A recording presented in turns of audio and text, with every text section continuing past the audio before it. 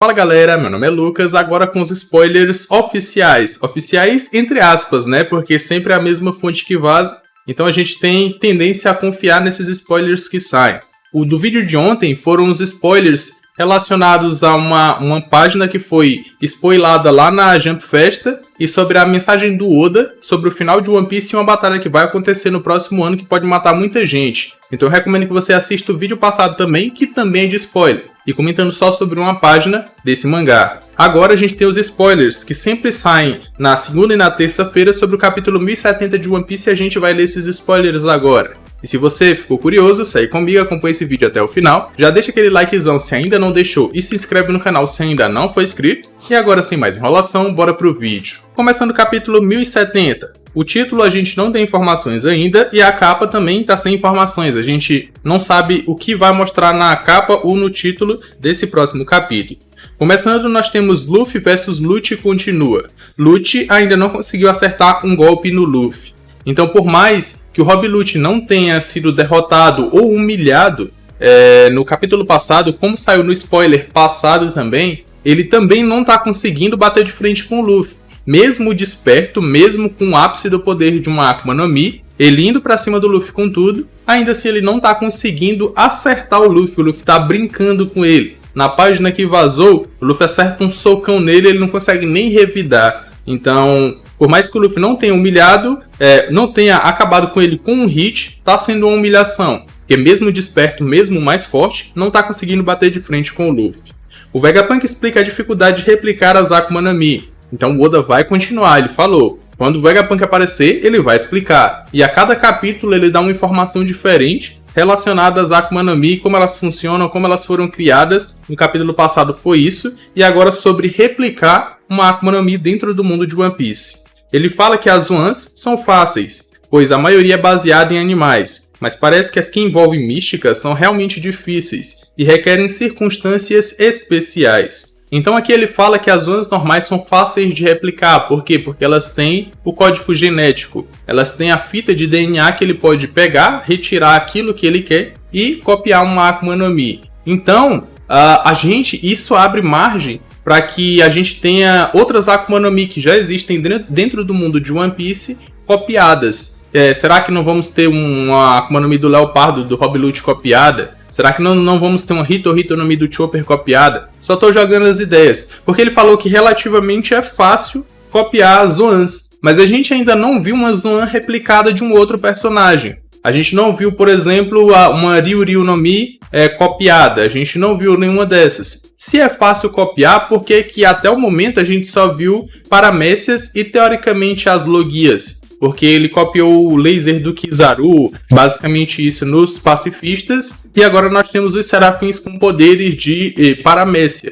Mas cadê o com poderes de Zoan? Se é o mais fácil de replicar. E isso se aplica também ao Caesar Clown. Mesmo com uma fórmula incompleta, ele conseguiu fazer as Smiles. E as Smiles passam poderes para uma pessoa, só que ela divide o seu corpo com um animal. Ele também fala sobre as Zoans míticas, que requer uma circunstância especial. Isso muito provavelmente foi colocado pelo Oda ou vai ser colocado para que não abra brechas para que, por exemplo, alguém venha e tente copiar a Akuma no Mi do Luffy, porque ela é uma mística ou ela é uma mítica. A do Kaido foi copiada, o Vegapunk não gostou porque a cor era diferente, mas isso abre margem para que a Akuma no Mi do Luffy não seja copiada ou não tentem copiar a Akuma no Mi do Luffy. Principalmente porque o Vegapunk é o principal vetor da pesquisa e ele tá com os Mugiwaras agora. Vai navegar com os Mugiwaras agora.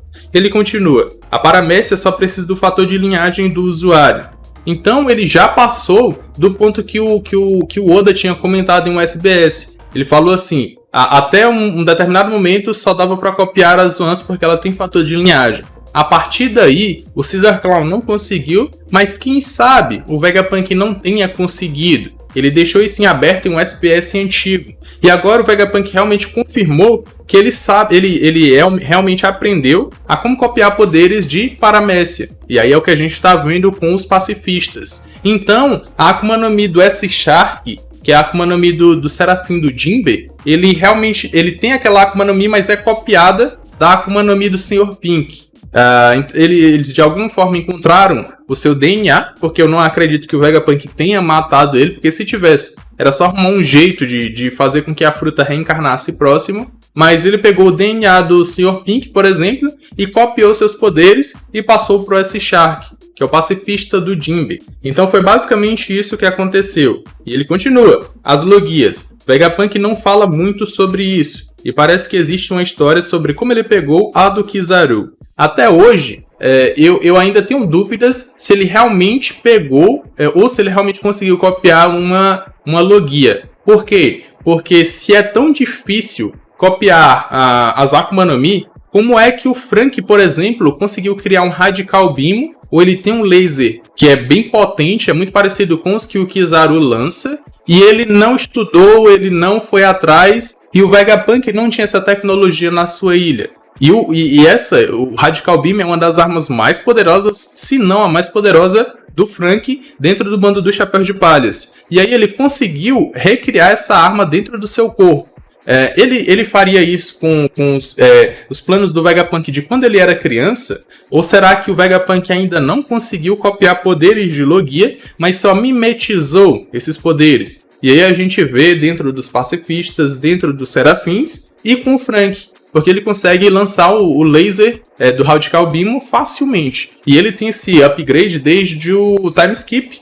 Então é algo que me faz pensar, ainda mais com esse spoiler dizendo que ele não quer falar muito sobre isso. Porque muito provavelmente ele ainda não deve ter conseguido copiar as logias. Porque senão a gente não veria só o raio do Kizaru. A gente veria o magma do Akainu, a gente veria o congelamento do Aokiji e por aí vai. Mas a gente não vê essas coisas dentro do mundo de One Piece. Continuando, Sentomaru não foi morto, mas foi levado para ser curado. Por conta disso, Lute e a CP0 assumiram o controle dos Serafins. E aí vem uma parte interessante, porque até que um Vegapunk chegue para tentar resolver essa situação e controlar os Serafins vai demorar bastante. E aí vem outro ponto que eu acho que até saiu spoiler sobre isso, que é sobre a Serafim da Boa Hancock. Muito provavelmente ela vai seguir como a Boa Hancock e vai ser apaixonada pelo Luffy. Eu acho que saiu uma dica relacionada a isso que eu não estou conseguindo encontrar aqui agora,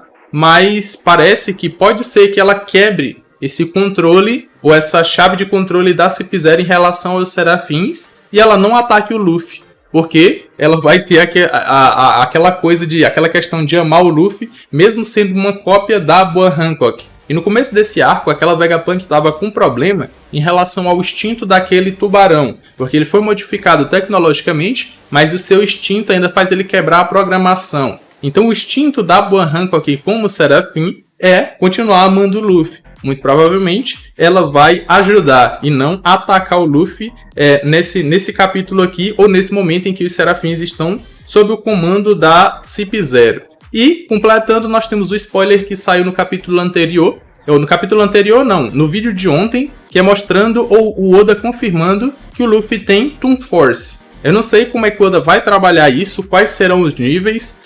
Parece que ele vai pegar mais pela parte do cartoon, mais pela parte do engraçado. O Luffy não vai utilizar Toon Force para, muito provavelmente, acabar com seu inimigo ou não dar chances para que o seu inimigo lute. Eu acredito que o Oda não vai fazer isso. Mas em momentos engraçados, como ele pegar um óculos, criar um óculos do nada e colocar no rosto, porque ele vai se lançar como uma bala de canhão. Ou então, sei lá, pegar um suquinho enquanto ele está esperando o seu inimigo, ou algo do tipo. Ou até envolvendo o seu inimigo, mas só que seja engraçado, mas que não acabe com o inimigo facilmente. Eu acho que o Oda vai fazer isso, e foi confirmado nesse capítulo que o Luffy tem Toon Force, segundo a página do capítulo anterior. Para você assistir completo todas as informações sobre isso, vá assistir o vídeo anterior que eu vou deixar na tela final desse vídeo. Então, essas são as informações que a gente tem até o momento. O Vegapunk conseguiu copiar as Ones porque são de animais, conseguiu copiar as Paramécias porque é só pegar o DNA do usuário,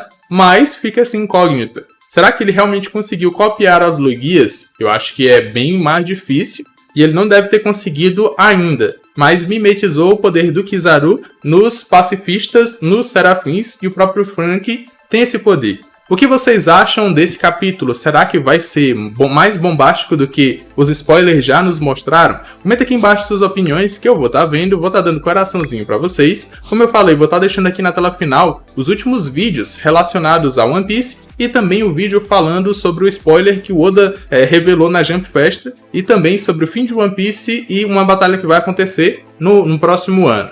Eu me despeço por aqui, um abraço e valeu!